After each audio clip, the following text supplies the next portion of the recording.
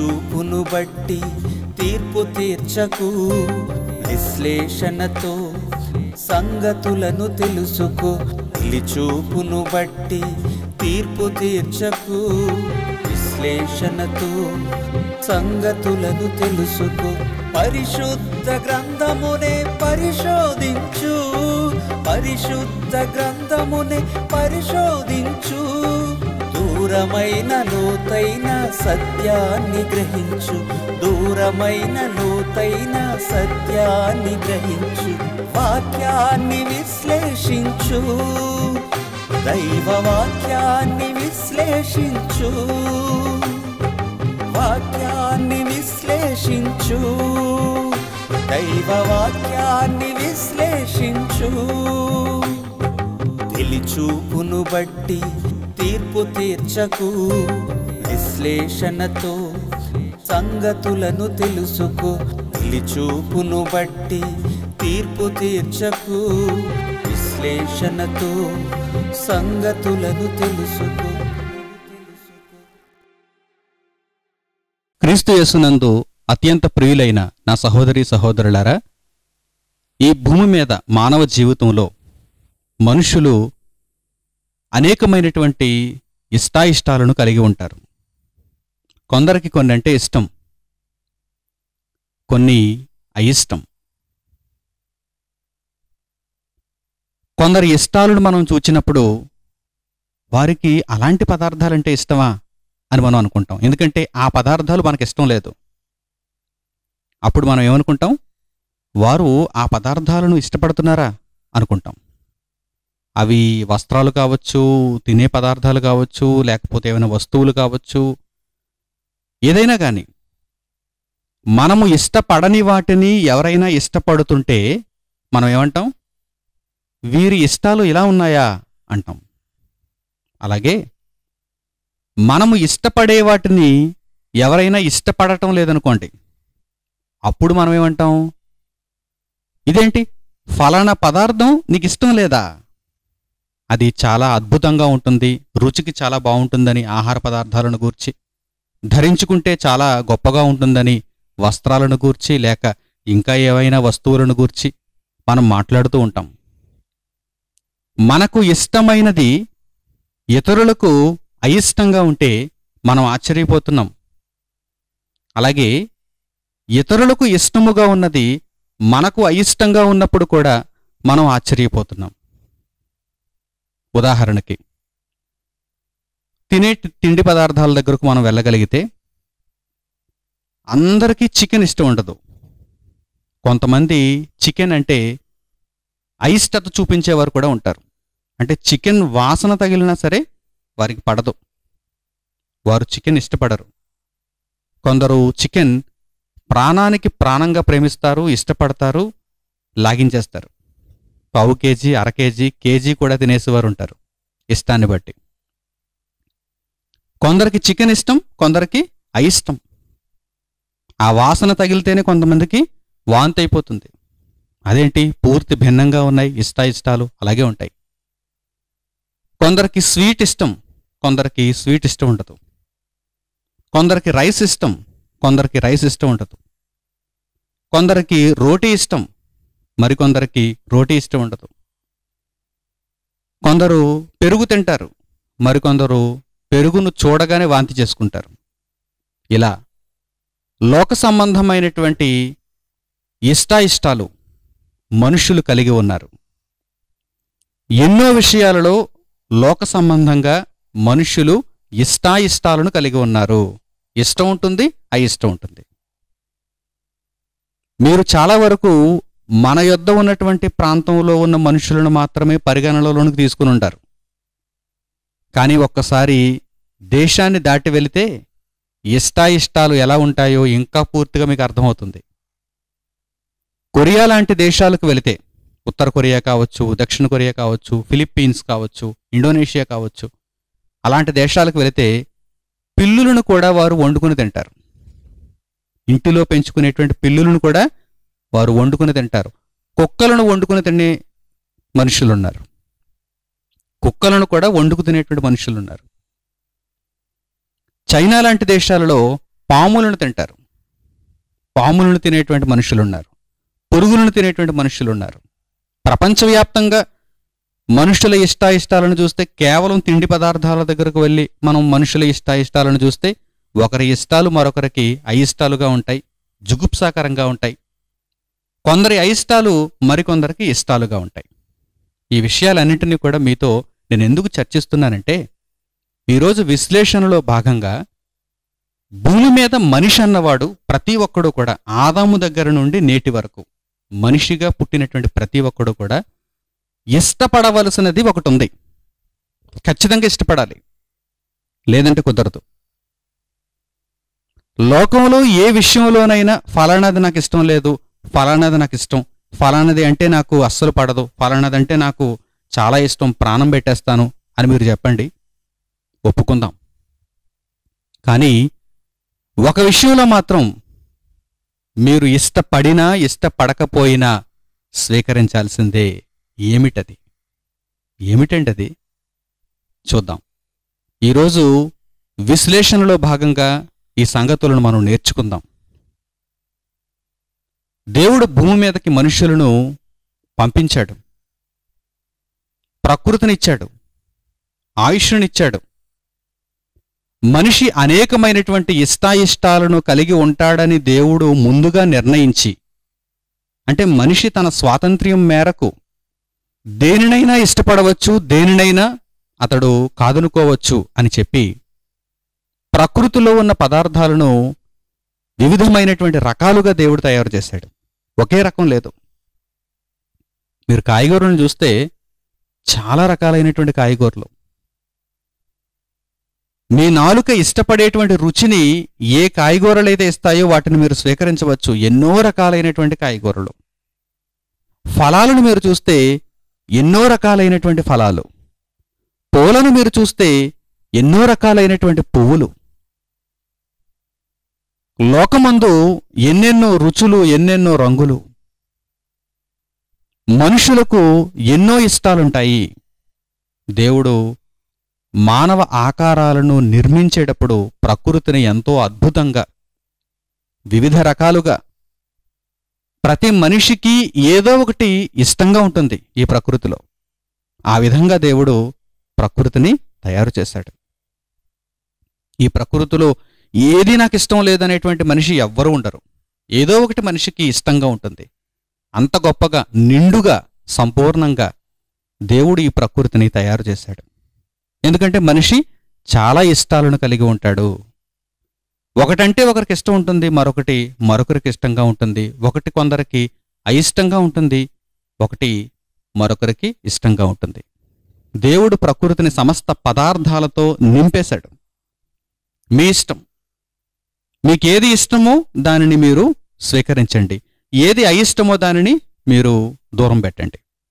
అయితే మనుషులందరూ ఇష్టపడాల్సింది ఒకటి ఉంది. ప్రారంభం నుంచి నేను ఈ మాటే చెబుతున్నాను. అసలు ఏమిటదని మీరు అనుకోవచ్చు. ఇప్పుడు చెబుతాను వినండి. మనుషులంతా ఇష్టపడాల్సింది ఒకటి ఉంది. అదేమిటంటే దేవుని మాట, వర్డ్ ఆఫ్ గాడ్.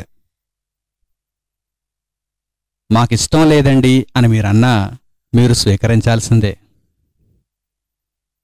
ఈ ప్రకృతిలో కొన్ని పదార్థాలు మాకు ఇష్టం, ఇష్టమైన వాటిని మేము స్వీకరిస్తున్నాం, ఇష్టం లేని వాటిని మేము దూరం పెడుతున్నాం.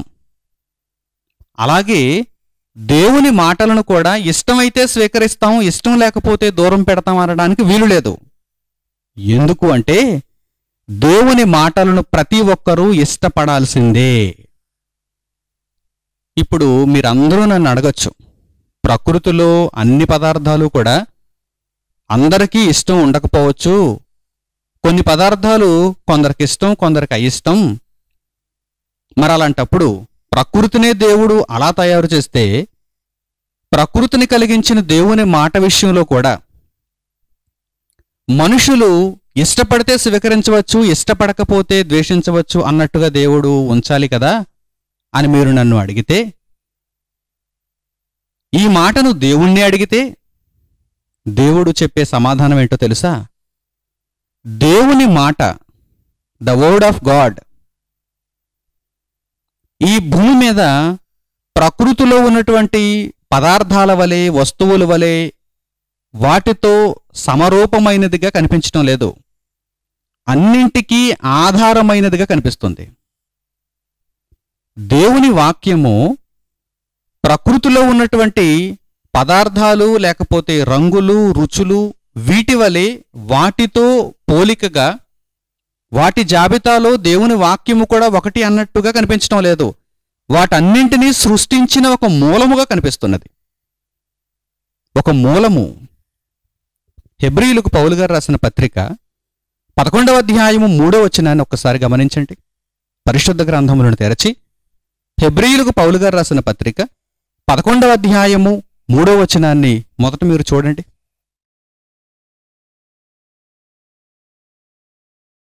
ప్రపంచములు దేవుని వాక్యము వలన నిర్మాణమైనవనియు, అందును బట్టి దృశ్యమైనది కనబడేడు పదార్థములచే నిర్మింపబడలేదనియు విశ్వాసము చేత గ్రహించుకొనుచున్నాము. ప్రపంచములు ఎలా నిర్మాణమయ్యాయి? దేవుని వాక్యము వలన. కనిపించే ప్రతి పదార్థం కూడా, ఈ పదార్థాలలో మీకు ఇష్టమైనవి ఉన్నాయి, మీకు ఇష్టం లేనివి ఉన్నాయి. కనిపించే పదార్థాలన్నీ కూడా కనిపించని ఒక మహాశక్తి చేత సృష్టింపబడినది. ప్రపంచములు మన చుట్టూ ఉన్నటువంటి సకల చరాచర సృష్టి, ప్రపంచములు దేవుని వాక్యము వలన నిర్మాణమైనవి అని మీరు విశ్వాసము చేత గ్రహించాలి. కనిపించే పదార్థాలన్నీ కూడా కనిపించని దేవుని మాట వలన సృష్టింపబడ్డాయి అని మీరు గ్రహించాలి. మీ ఇష్టాయిష్టాలను లోకమందున్నటువంటి పదార్థాలలో చూపించండి, రంగులలో చూపించండి, రుచులలో చూపించండి. అయితే వీటన్నింటికీ ఆధారమైనటువంటి దేవుని వాక్యము విషయంలో మీరు ఎలా ఉండాలి? దేవుని వాక్యమును మీరు ఖచ్చితంగా ఇష్టపడి తీరాలి. అప్పుడే మీరు బాగుపడతారు, అప్పుడే మీరు మేలును అనుభవిస్తారు. ఎందుకు లేదు?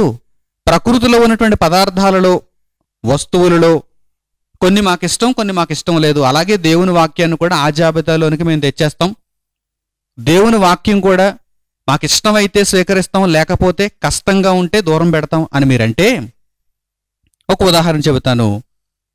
మీ యొక్క తాత్పర్యం మారిపోతుంది, మీ భావన మారిపోతుంది. ఈ ఉదాహరణ వినండి. ఈ భూమి మీద మనం మామూలుగా సహజంగా బ్రతుకుతున్నప్పుడు ప్రతిరోజు ఆహారం తీసుకుంటాం, ప్రతిరోజు పానీయాలు తీసుకుంటాం, వస్త్రాలు ధరించుకుంటాం, నివాసాలను ఏర్పరచుకుంటాం. ఇష్టానికి తగ్గట్టుగా స్వీకరిస్తాం, అన్నింటినీ మన ఇష్టానికి తగ్గట్టుగా స్వీకరిస్తాం. అయితే ఎప్పుడైనా మీకు అస్వస్థత కలిగిందనుకోండి, అంటే జబ్బు చేసిందనుకోండి, సహజంగా సామాన్యంగా రోజువారీ జీవితం అయితే సరే, ఇష్టాయిష్టాలను బట్టి ప్రకృతిలో ఉన్నటువంటి పదార్థాలలో ఏదైతే ఇష్టమో దానిని మీరు స్వీకరిస్తున్నారు, ఏదైతే కష్టమో దానిని మీరు దూరం పెడుతున్నారు. ఎప్పుడైనా మీకు జబ్బు చేస్తే ఎక్కడికి వెళ్ళాలి? ఆసుపత్రికి వెళ్ళాలి. ఆసుపత్రికి వెళ్ళాలి, వైద్యాలయం. ఆసుపత్రికి మీరు వెళ్ళగానే మీకు ఉన్నటువంటి ఆ జబ్బు ఏమిటో వైద్యుడు పరీక్షిస్తాడు.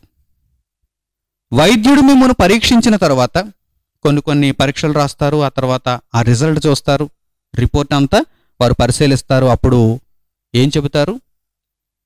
ఔషధాలతో పోయేదైతే ఔషధాలు రాసిచ్చేస్తారు. ఆపరేషన్ వరకు వెళుతుందంటే ఆపరేషన్ చేస్తారు, జాయిన్ అవ్వమంటారు, వార్డులో జాయిన్ అవ్వమంటారు.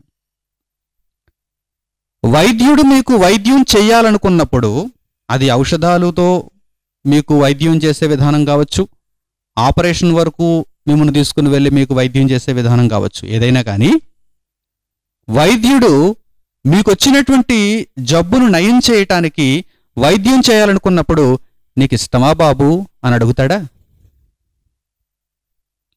ఈ వైద్యం నీకు ఇష్టమా బాబు అని అడుగుతాడా? అందరికీ ఒకటే వైద్యం. లోకంలో మీరు చెబుతున్నారు చికెన్ అంటే ఇష్టం, మటన్ అంటే ఇష్టం, బీఫ్ అంటే ఇష్టం, ప్రాన్స్ అంటే ఇష్టం, బిర్యానీ అంటే ఇష్టం, మిల్క్ అంటే ఇష్టం, కర్డ్ అంటే ఇష్టం, స్వీట్ అంటే ఇష్టం లోకంలో మీరు చెబుతున్నారు. అయితే మీకు జబ్బు చేసినప్పుడు మీరు వైద్యుని దగ్గరకు వస్తే వైద్యుడు మీ ముందు ఆప్షన్స్ ఇవ్వడు. నీకేది ఇష్టం నాయనా, నీకు ఏమిష్టం, ఇదిగో వైద్యం ఇన్ని విధాలుగా ఉంటుంది, ఔషధాలు ఇన్ని రకాలుగా ఉంటాయి, నీకేమిష్టమో చెప్పు, దానిని నేను చీటి మీద రాస్తాను అంటాడా?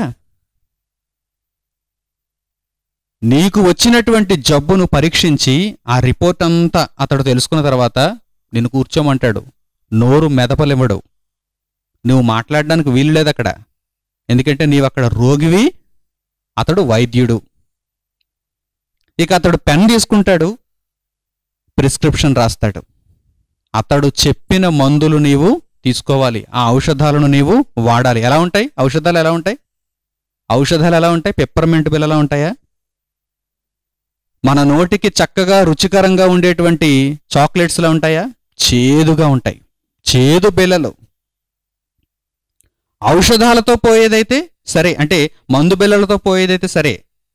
ఆపరేషన్ వరకు వెళితే ఆపరేషన్ కూడా ఎలా ఉంటుంది? నూనె రాచినట్టు ఉంటుందా? కోసేస్తారండి. ఎక్కడైతే మీకు ఆ వైద్యం చేయాలో అక్కడ ఆ చర్మాన్ని కోసేస్తారు. లోపల ఉన్నటువంటి ఆ భాగాలకు వైద్యం చేయాలి కదా, చర్మాన్ని కోసేస్తారు. ఆ ఆపరేషన్ మనం తట్టుకోలేము కనుక ముందు మనకు మొత్తుమంది ఇచ్చేస్తారు. మనం తెలివిగా ఉంటే అసలు వైద్యానికి సహకరించమని చెప్పి మనకు ముందు మొత్తుమంది ఇచ్చేస్తారు. చాలా ఘోరంగా ఉంటుంది.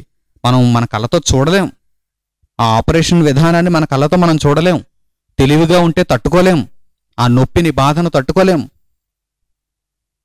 వైద్యుడు మన ముందు ఆప్షన్స్ ఇవ్వడు. నీ ఇష్టాలేంటో చెప్పు అని చెప్పి ఆప్షన్స్ ఇవ్వడు.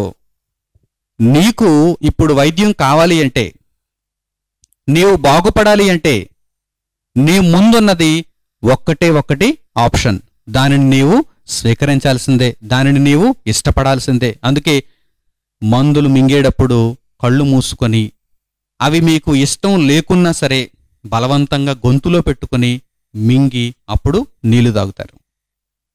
ఒక కోర్సు వాడమన్నారంటే ఆ కోర్సు వాడేంత వరకు కూడా మీకు శిక్షే. మీరు ఇష్టపడినా ఇష్టపడకపోయినా, మీరు ఇష్టపడకపోయినా ఖచ్చితంగా వైద్యాన్ని స్వీకరించాలి. ఉదాహరణ బాగా అర్థమైందా? ఉదాహరణ బాగా తలకెక్కిందా? ఇప్పుడు దేవుని వాక్యం దగ్గరకు రండి. దేవుని వాక్యం దగ్గరకు రండి. ప్రకృతిలో మనకు అనేకమైనటువంటి ఇష్టాయిష్టాలు ఉంటాయని దేవుడు ప్రకృతిని ఎలా తయారు చేశాడు? మన ఇష్టాయిష్టాలకు తగ్గట్టుగా తయారు చేశాడు. ఏది ఇష్టమో దానిని స్వీకరించండి అన్నాడు. కొందరు కూరగాయలు తింటారు, కొందరు మాంసాహారాన్ని తింటారు. కొందరు ఒకరోజు మంచిదంటారు, మరికొందరు మరో రోజు మంచిదంటారు, మరికొందరు ప్రతిరోజు సమానమే అంటారు. ఇవన్నీ కూడా ప్రభు సేవను ముందుకు జరిగించుట కొరకు మీరు కలిగి ఉండండి.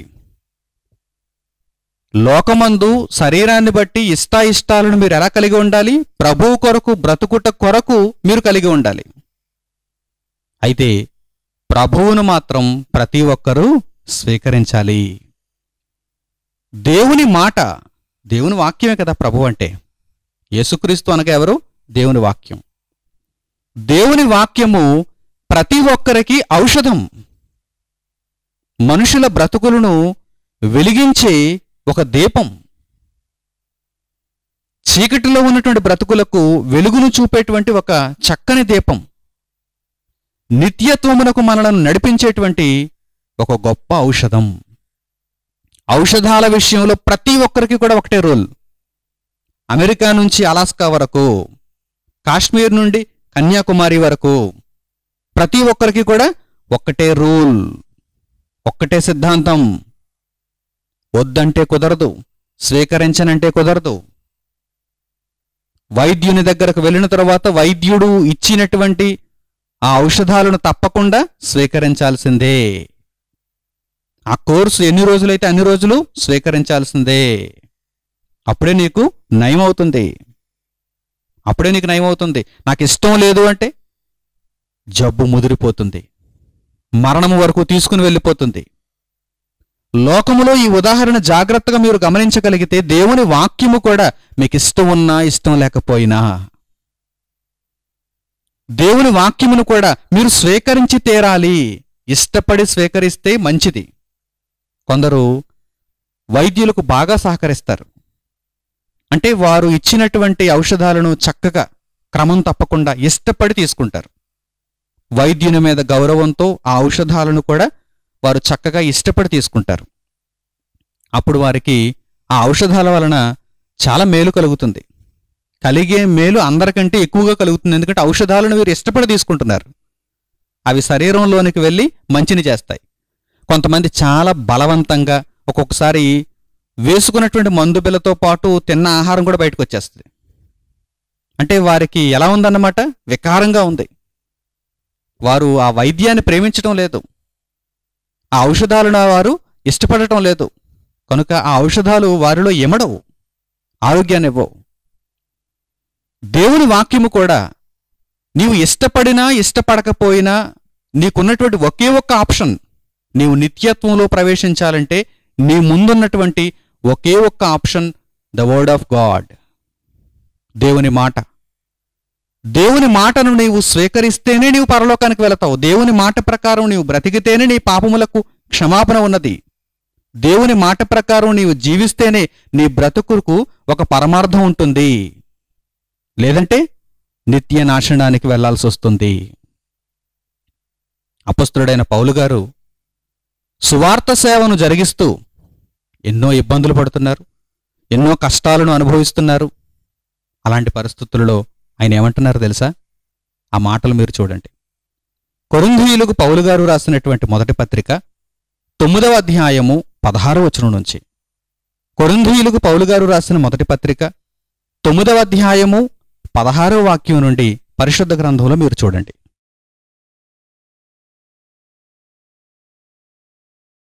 నేను సువార్తను ప్రకటించుచున్నను, నాకు అతిశయ కారణము లేదు. సువార్తను ప్రకటింపవలసిన భారము నా మీద మోపబడి ఉన్నది. అయ్యో, నేను సువార్తను ప్రకటింపకపోయిన ఎడల నాకు శ్రమ. ఇది నేనిష్టపడి చేసిన ఎడల నాకు జీతము దొరకును. ఇష్టపడకపోయినను గృహ నిర్వాహకత్వము నాకు అప్పగింపబడెను. అపొస్తలుడైన పౌలు గారు ప్రారంభ శతాబ్దంలో దేవుని వాక్యమును ప్రకటిస్తున్నారు.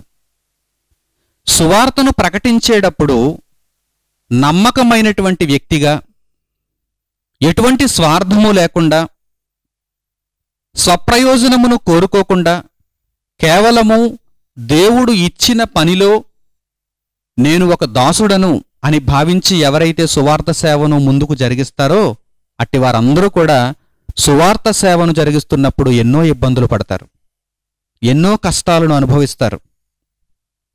లోకంలో చాలామంది సువార్త సేవను అడ్డుపెట్టుకొని ప్రకృతి సంబంధమైనటువంటి లాభాలను పొందాలనుకునేవారు లేకపోలేదు. అట్టివారికి కష్టాలుండవు, అట్టివారు ఇబ్బందులేం పడరు. అయితే నిజముగా నమ్మకముగా దేవుని కొరకు యథార్థంగా సువార్త సేవ చేసేవారు ఖచ్చితంగా శ్రమ పడతారు, ఖచ్చితంగా బాధ అనుభవిస్తారు. పౌలు గారు నమ్మకమైనటువంటి వ్యక్తిగా దేవుని సేవను ముందుకు నడిపించుచున్నటువంటి వ్యక్తులలో ఒకరు. సువార్త సేవను ఆయన జరిగిస్తూ సువార్తను ప్రకటించుచున్నందుకు నాకేమీ అతిశయం లేదు, సువార్తను ప్రకటించుచున్నందుకు నాకేమీ అతిశయము లేదు, అంటే గొప్పలు చెప్పుకోవడానికేమీ లేదు. సువార్త ప్రకటింపవలసిన భారము నా మీద మోపబడి ఉన్నది, ఆ బాధ్యతను నేను నెరవేర్చుకుంటున్నాను. యేసుక్రీస్తు ప్రభువారు ఈ విషయాన్ని గూర్చి ఆయన శరీరధారిగా ఉన్నప్పుడు కూడా తెలియజేశారు. మీరు దేవుని పనిని జరిగిస్తున్నప్పుడు అది మీ బాధ్యత అని గుర్తెరగాలి, అది మీ మీద దేవుడు మోపిన భారము అని గుర్తెరగాలి. అంతే తప్ప దేవునికి నేను గనక చేయగలుగుతున్నాను, దేవునికి నేనే చేయగలను అంటే అది తప్పుడు భావన, అది తప్పుడు ఆలోచన. చాలాసార్లు ఈ విషయాలను నేను గతంలో మీకు తెలియజేశాను. పౌలు గారు చెబుతున్నారు చూడండి, సువార్తను ప్రకటింపవలసిన భారము నా మీద మోపబడి ఉన్నది, అది నా బాధ్యత. అయితే సువార్త ప్రకటన చాలా కష్టముగా ఉన్నదని నేను దానిని విడిచిపెట్టలేను. నేను ఇష్టపడి చేస్తే నాకు జీతము కూడా దొరుకుతుంది. పరలోకములో దేవుడు నాకు ఉన్నతమైనటువంటి బహుమతిని అనుగ్రహిస్తాడు. ఈ కష్టాలను, ఈ ఇబ్బందులను నేను ఇష్టపడి అనుభవిస్తున్నాను అని పౌలు గారు తెలియజేస్తున్నారు. ఒకవేళ నేను ఇష్టపడకపోయినా సరే నేను సువార్త సేవను జరిగించాల్సిందే, వేరే ఆప్షన్ లేదు. ఇష్టపడినా ఇష్టపడకపోయినా, ఇష్టపడకపోయినా దేవుని వాక్యమును స్వీకరించాల్సిందే. దేవుని వాక్యము ప్రకారం మనం నడుచుకోవాల్సిందే. ఎందుకంటే మానవ కోటికి దేవుడు విధించిన ఏకైక విధి దేవుని వాక్యము ప్రకారం నడుచుకోవడం. ఇది నేను ఇష్టపడకపోయినను గృహ నిర్వాహకత్వము నాకు అప్పగింపబడి ఉన్నది కనుక ఆ బాధ్యతను నేను నెరవేర్చాలంటున్నారు పౌలు గారు. నా ప్రియులైన సహోదరి సహోదరులారా, లోకమందు ఎన్నెన్నో ఇష్టాలను అయిష్టాలను మీరు కలిగి ఉన్నారు. ప్రకృతి సంబంధమైనటువంటి విషయాలలో ఎన్నెన్నో ఇష్టాలున్నాయి, ఎన్నెన్నో అయిష్టాలు ఉన్నాయి. అయితే దేవుని వాక్యము విషయంలో, దేవుని కొరకైన బ్రతుకు విషయంలో ఒక్కటే మార్గమున్నది. యేసుప్రభువారు అంటున్నారు, నేనే మార్గము. యేసుప్రభు ఒక్కరే దేవుని యొద్దకు మార్గము, తండ్రి యొద్దకు మార్గము, పరలోకానికి మార్గము. ఇక వేరే మార్గం లేదు. మనం పరలోకానికి చేరుకోవాలంటే, నిత్యత్వాన్ని మనం పొందాలంటే, ఈ బ్రతుకు వలన ఒక లాభాన్ని మనం చివరకు స్వీకరించాలంటే యేసు ప్రభువు ద్వారా మనం ప్రయాణించి తీరాల్సిందే. దేవుని వాక్యమును అనుసరించి మనం బ్రతకాల్సిందే, ఇష్టపడినా ఇష్టపడకపోయినా. దేవుని కొరకైన జీవితంలో ఆయా సందర్భాలలో మనకు సహనం సన్నగిల్లుతుంది. అంటే ఎన్నెన్నో ఇబ్బందులు, ఎన్నెన్నో ఆటంకాలు మనకు ఎదురవుతున్నప్పుడు మనలో ఉన్నటువంటి ఓర్పు నీరుగారిపోతుంది. అలాంటి సందర్భాలలో ఈ మాటలను మనం జ్ఞాపకం చేసుకోవాలి. నేను ఇష్టపడినా ఇష్టపడకపోయినా గృహ నిర్వాహకత్వము నాకు అప్పగింపబడింది. నేను బ్రతికింపబడాలంటే, పరలోకంలో నేను ప్రవేశించాలంటే దేవుని వాక్యమును తప్పకుండా నేను స్వీకరించాలి. దేవుని వాక్యము ప్రకారం నా బ్రతుకును మలచుకోవాలి.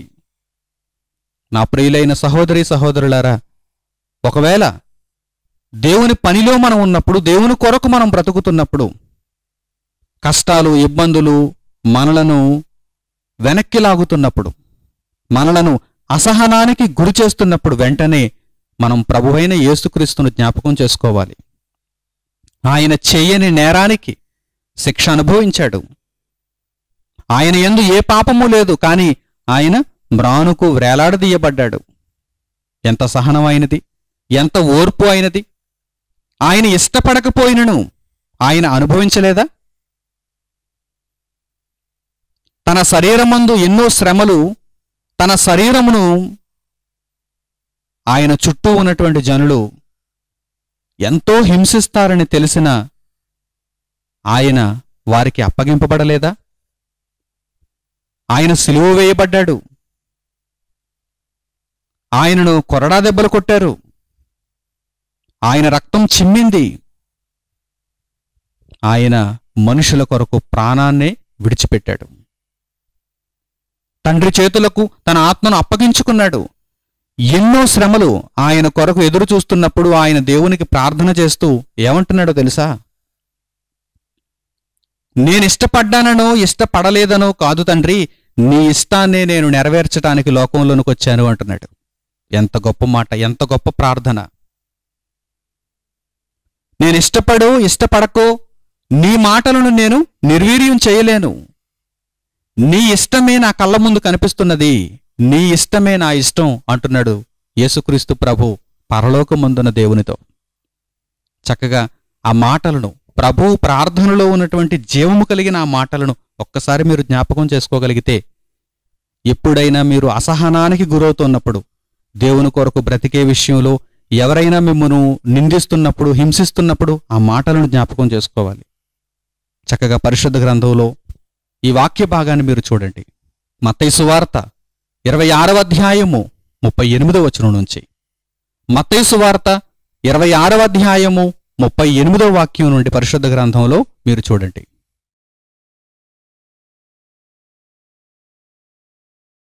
అప్పుడు యేసు, మరణమగునంతగా నా ప్రాణము బహు దుఃఖములో మునిగియున్నది. మీరు ఇక్కడ నిలిచి నాతో కూడా మెలకువగా నుండుడని వారితో చెప్పి కొంత దూరము వెళ్ళి సాగిలపడి, నా తండ్రి, సాధ్యమైతే ఈ గిన్నె నా యొద్ద నుండి తొలగిపోనిమ్ము, అయినను నా ఇష్టప్రకారము కాదు, నీ చిత్త ప్రకారమే కానిమ్మని ప్రార్థించెను. యేసుప్రభువు పరలోకమందున్న తండ్రికి ప్రార్థన చేస్తున్నటువంటి ఆ సమయంలో గెత్సేమనే తోటలో శిష్యులతో పాటు ఆయన ఉన్న ఆ పరిస్థితులలో ఆయన ఎలా ఉన్నాడో తెలుసా? మరణమగునంతగా ఆ పరిస్థితిని మాటలలో వివరించలేం, వివరించినా మనం అర్థం చేసుకోలేం. మరణమగునంతగా నా ప్రాణము దుఃఖములో మునిగియున్నది అంటే ఆయన ఆ శ్రమలను, ఆ వేదనలను, ఆ దారుణాన్ని ఒక్కసారి తలంచుకుంటే ఆయన ప్రాణం ఎలా ఉంది? దుఃఖంతో నిండిపోయింది. మరణమగునంతగా ఆయన ప్రాణము దుఃఖముతో నిండిపోయింది. ఈ మాటలను అర్థం చేసుకోవాలంటే ప్రయత్నిద్దాం. మాటలను అర్థం చేసుకోవడానికి ప్రయత్నిద్దాం. ఒక ఉదాహరణ మనం చూద్దాం. ఒక నేరస్తునికి ఉరిశిక్ష విధిస్తారు. అతడు చేసినటువంటి నేరం భయంకరమైనదైతే ఆయా పరిస్థితులలో న్యాయమూర్తులు ఏం చేస్తారు? నేరస్తులకు ఉరిశిక్షను ఖరారు చేస్తారు. ఇక రేపటి రోజు తెల్లవారుజామున నీకు ఉరిశిక్ష ఖరారు చేయబడింది, ఉరిశిక్ష విధింపబడుతుంది. నీ చివరి కోరిక ఏమిటి? ఈరోజు నీవు చెబితే దానిని మేము తీర్చేస్తాం అని జైలర్ అడుగుతాడు. వారి చివరి కోరిక వారు తెలియజేస్తారు. ఆ చివరి కోరిక వారికి తీర్చబడుతుంది. తెల్లవారుజామున అతడు ఉరి తీయబడతాడు అనగానే ఆ రాత్రి సెల్లో అతనికి నిద్ర పడుతుందా? ఒకసారి గమనించండి, ఒకసారి ఆలోచించండి. తెల్లవారితే శిక్ష. తెల్లవారుజామున ఇంకా చీకటి ఉండగానే వారు లేపేస్తారు, తీసుకుని వెళ్ళి ఉరిశిక్ష విధించేస్తారు. తెల్లవారిన తర్వాత న్యూస్ పేపర్లో వస్తుంది, ఫలానా వ్యక్తికి ఉరిశిక్ష విధించారు అని తెల్లవారిన తర్వాత న్యూస్ పేపర్లో వస్తుంది. ఆ రాత్రి అతడికి నిద్రపడుతుందా? ప్రశాంతంగా నిద్రపోగలడా? ఆదమరిచి నిద్రపోగలడా? లేదండి. మరణమగునంతగా ప్రాణము దుఃఖముతో నిండియున్నది అంటే ఒక్కసారి అర్థం చేసుకోవడానికి మీరు ప్రయత్నం చేయండి. అంతటి భయంకరమైనటువంటి పరిస్థితులలో యేసుక్రీస్తు ప్రభు ఉన్నారు. అయితే ఇప్పుడు మనం చెప్పుకున్నటువంటి ఉదాహరణకు యేసుక్రీస్తు ప్రభు దగ్గర ఉన్నటువంటి సన్నివేశానికి వ్యత్యాసం ఏంటో చెప్పమంటారా? చెప్పుకున్నటువంటి ఉదాహరణలో అయితే నేరస్తుడు నేరం చేసి నేరము రుజువు చేయబడి ఆ నేరానికి అతడు ఆ శిక్షను అనుభవించాల్సిందే అన్నప్పుడు, ఇక ఏ ప్రత్యామ్నాయం లేదు అనుకున్నప్పుడు, ఎవ్వరూ క్షమాభిక్ష పెట్టడం లేదనుకున్నప్పుడు, దారుణమైనటువంటి కార్యక్రమాలకు అతడు ఒడిగట్టాడు అని నిర్ధారించుకున్నప్పుడు, అటువంటి పరిస్థితుల్లో మాత్రమే ఎవరికైనా ఉరిశిక్ష విధిస్తారు. మరి యేసుక్రీస్తు ప్రభు దగ్గర ఆయన పల్లెత్తు మాట కూడా ఎవరిని అన్యాయముగా అనలేదే. ఆయన ఏ నేరము చేయలేదే. ఆయన యందు ఏ దోషము లేదే. కొంచెము కూడా, ఒక బెత్తంతో దెబ్బ కొట్టడానికి కూడా అతడు ఆ విషయమైనటువంటి నేరం కూడా చేయలేదు. అంత చిన్న దోషము కూడా ఆయనలో లేదు. ఆయనను అసలు శిక్షించటానికి గాని లేక ఆయనను ఏమైనా అనటానికి గాని ఆధారం లేదు. అన్యాయముగా ఆయన మీద నేరాన్ని మోపుతున్నారు, ఆయనకు శిక్ష విధిస్తున్నారు. మరి అలాంటి పరిస్థితులలో ఆయన ప్రాణము ఇంకెంత దుఃఖముతో నిండిపోవాలో మీరు ఆలోచన చేయండి. అందుకే మాటలకు అందదు అన్నాను నేను. మాటలకు అందదు. ఆయన ప్రాణము మరణమగునంతగా దుఃఖముతో నిండిపోయింది. శిష్యులున్నారు, కానీ వారికి పరిస్థితి అర్థం కావటం లేదు. నిద్రాభారంలో ఉన్నారు వారు. ఈయనేమో ప్రార్థన చేస్తున్నాడు. ఇంకెవరితో మాట్లాడతాడు ఆయన? ఇంకెవరితో మాట్లాడగలడాయన? పరలోకమందున తండ్రితో తన మనసులో ఉన్న భావాన్ని పంచుకుంటున్నాడు, తెలియజేస్తున్నాడు, అర్థిస్తున్నాడు. నా తండ్రి, సాధ్యమైతే ఈ గిన్నె నా యొద్ద నుండి తొలగిపోవడానికి ఏమైనా అవకాశం ఉందా? అంటే ఈ శ్రమలు, ఈ వేదనలు, ఈ మరణం నా యొద్ద నుండి తొలగిపోవడానికి ఏమైనా సాధ్యపడుతుందా? సాధ్యమైతే ఈ గిన్నె నా యొద్ద నుండి తొలగించుము అని ప్రార్థన చేసి వెంటనే ఆయన ఏమంటున్నారు చూడండి, తండ్రి నీ చిత్తమే సుమా, నీ చిత్తమే, నా ఇష్టం కాదు. భూమి మీద మనుషులకంటూ ఏవేవో ఇష్టాలు అయిష్టాలు ఉంటాయి. శరీరాన్ని బట్టి ఈ బ్రతుకులో జీవిస్తున్నాము కనుక కొన్ని ఇష్టం, కొన్ని అయిష్టం. కానీ నీ ఇష్టం దగ్గరకు వస్తే నీ ఇష్టమే నా ఇష్టం అంటున్నాడండి దేవుని కుమారుడైన యేసుక్రీస్తు ప్రభు. మనకొక మాదిరి. ఈరోజు లోకంలో ఏవేవో ఇష్టాలను అయిష్టాలను కలిగి ఉన్నారు. మీరు లోక సంబంధముగా ఇష్టాలను అయిష్టాలను కలిగి ఉంటే సరే, మీ ఇష్టాలను మీరు తీర్చుకోండి, అయిష్టాలకు మీరు దూరంగా ఉండండి. కానీ దేవుని వాక్యము అనగానే తప్పనిసరిగా మీరు లోబడాలి. దేవుని ఇష్టాన్ని మీ ఇష్టంగా మీరు భావించాలి, మీరు స్వీకరించాలి, మీరు దేవుని ఇష్టంలో నడుచుకోవాలి. లేదంటే భవిష్యత్తు లేదు, లేదంటే నిత్యత్వం లేదు. నా ప్రియులైన సహోదరి సహోదరులారా, దేవుని వాక్యము మనకు ఔషధము. ఔషధాన్ని నిరాకరిస్తే మనకు బ్రతుకులేదు. ఔషధమును మనం వద్దనుకుంటే, నాకు ఇది అయిష్టంగా ఉంది, ఈ మార్గంలో నేను నడవలేకున్నాను, ఈ మార్గంలో నేను మనుగడ కొనసాగించలేను అనుకుంటే భవిష్యత్తు ఉండదు, నిత్యత్వం ఉండదు, మరణాంధకారములోనికి వెళ్లాల్సి వస్తుంది. కనుక అటువంటి పరిస్థితి రానివ్వకుండా ఉండాలంటే మీరు కూడా ప్రభువు వలె ఏమని చెప్పాలి? నా ఇష్టము కాదు, నీ చిత్తమే సిద్ధించునుగాక.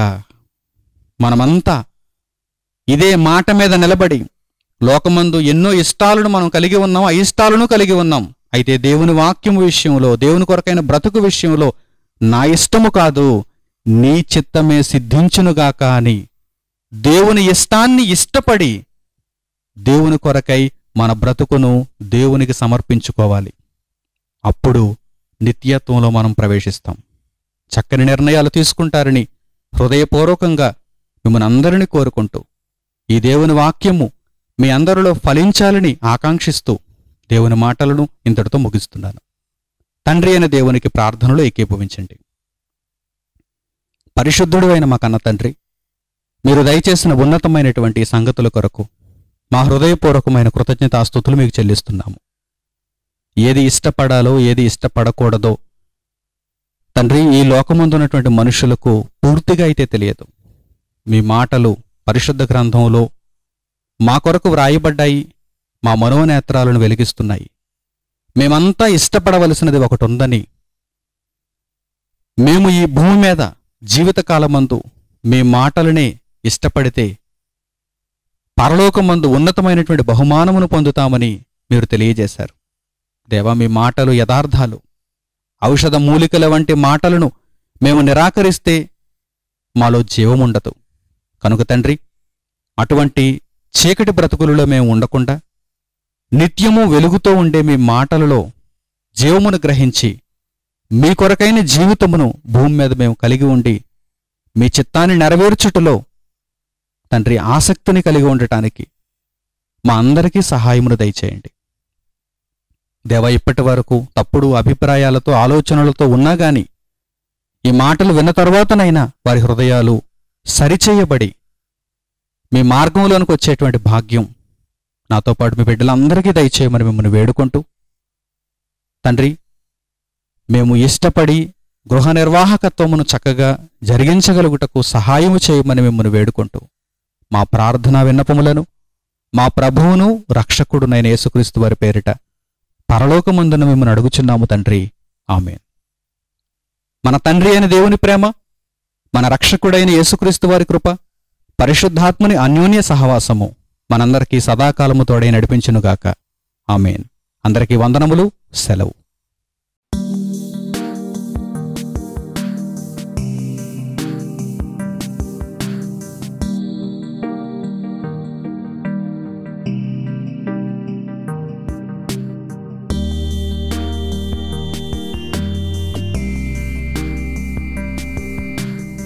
సహోదరులు మణికుమార్ గారు ప్రసంగించిన ఎన్నో ఆత్మ సంబంధమైన సంగతులను ఉచితంగా వీక్షించుటకు మా యూట్యూబ్ ఛానల్స్ను తప్పక దర్శించండి. మా సమాచారమును ఎప్పటికప్పుడు తెలుసుకొని ఆత్మీయ అభివృద్ధిని అందవలనంటే మా యూట్యూబ్ ఛానల్స్ను సబ్స్క్రైబ్ చేసుకోండి. సత్వర నోటిఫికేషన్ కొరకు సబ్స్క్రైబ్ బటన్ ప్రక్కన ఉన్న బెల్ సింబల్ను క్లిక్ చేయండి. మరిన్ని వివరాలకు మీరు సంప్రదించవలసిన మా ఫోన్ నంబర్స్ 8978414178 మరియు 8333927666. ధన్యవాదములు.